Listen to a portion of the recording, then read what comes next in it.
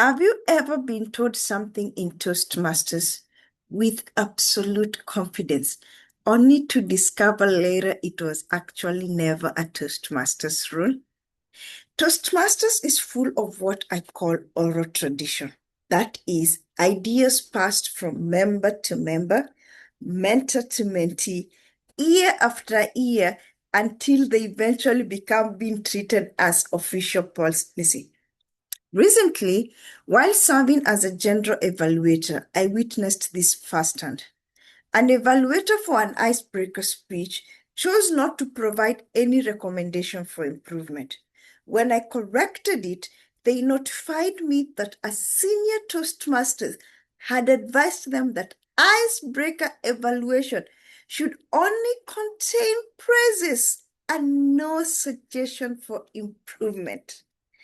That immediately raised a question in my mind.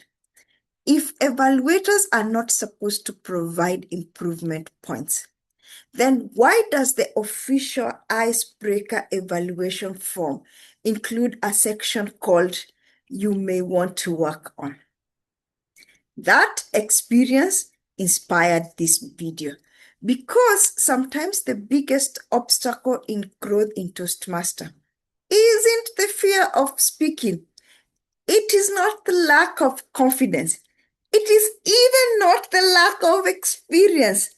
Sometimes it is the well-intentioned myths that we inherit from others and never stop 1 minute to question it.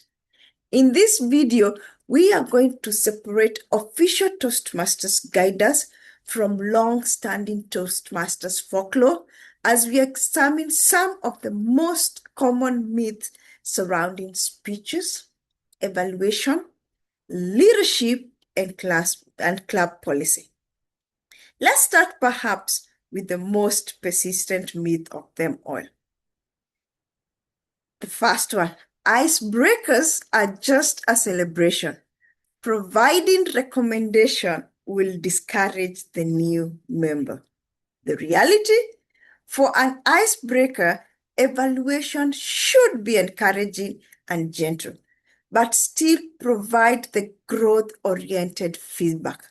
This is probably one of the most widespread themes in Toastmasters, that the icebreaker speeches, for the newer people, is that you do not need to provide them much evaluation.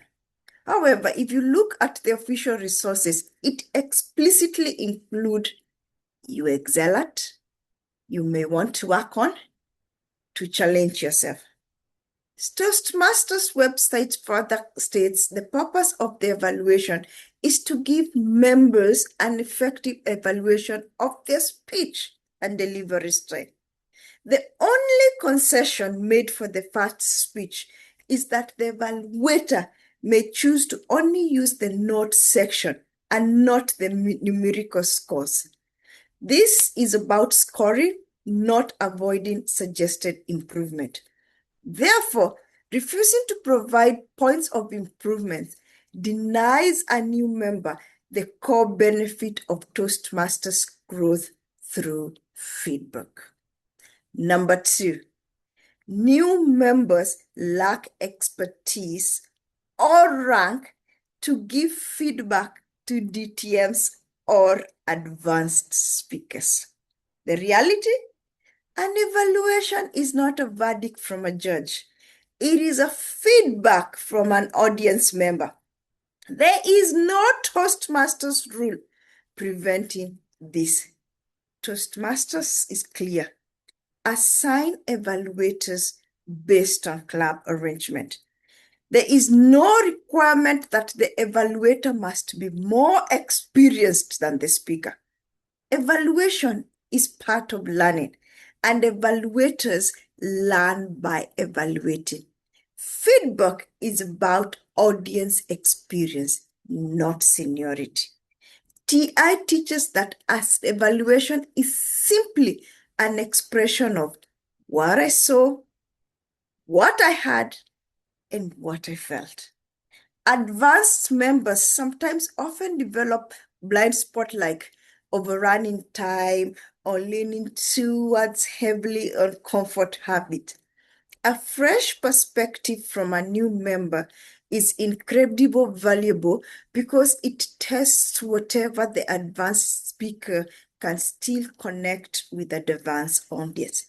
In fact, if you check around, you will notice that many experienced members deliberately seek evaluation from newer members because new members often represent perspective of a typical audience, and fresh eyes notice things that veterans overlook. I'll give you a very good example that happened to me 5 years ago.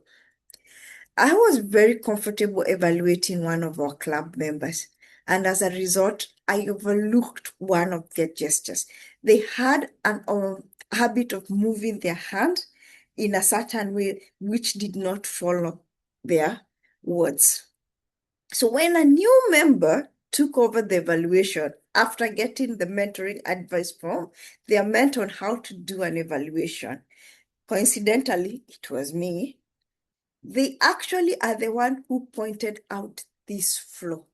And this member was able to correct it in time for them to participate in the table topic contest. And as a result, they won the district contest. So you see where that came from. Now imagine if I had continued evaluating him. I would not have pointed out that hand gesture thing. Number 3, the sandwich technique means of evaluation must strictly follow positive, negative, and positive. The reality, Toastmasters does not mandate any evaluation method. While the praise, improve, praise, model is a great starting structure for beginners, strict adherence can make evaluation feel more formulaic or insincere. Advanced evaluation, if you notice, involves prioritizing the most impactful feedback regardless of strict chronological formatting to ensure that evaluation feels like a natural conversation. The sandwich method, I have to agree, it's the most common. However, evaluators are free to use the 1, comment, recommend, comment, whereby you start with the strength, offer a recommendation for improvement, and close with a word of encouragement. Feed forward, whereby it focuses on future improvement suggestion rather than analyzing past mistake. My favorite, what I saw, what I had, and what I felt. The evaluator shares observations, so content takeaway had, and audience impact failed. The other one can be personalized approach, but for this to happen, you must be really, really good evaluator because this evaluation style is tailored to the speaker's objective, experience level, project goals, and learning needs provided they are constructive. Toastmaster teaches constructive evaluation, not a specific evaluation formula. Remember, the best evaluators adapt their feedback to help members grow. On top of that, let's add point number 4, or you might call it 3B. You should never evaluate negatively. Reality, evaluation should be honest, helpful, and motivating. Toastmasters evaluation forms specific ask areas for improvement. The goal is growth, not praise only. In fact, if you read the art of evaluation in Toastmasters, and I believe it's page 3, it's very clear. If you provide only positive evaluation, the member will not grow, the member will get bored, and eventually the member will leave the club paraphrasing. So, make sure you provide evaluation that is balanced, but should not gear towards that. Oh, I cannot tell the person that their hand gestures were not following what they're saying. Okay? Now, number 5. The evaluator's job is to act as a speech cop or judge.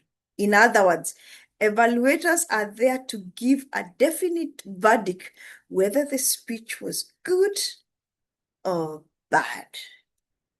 The reality, an evaluator evaluates the speech, not the person, and acts as a supportive peer rather than a judge.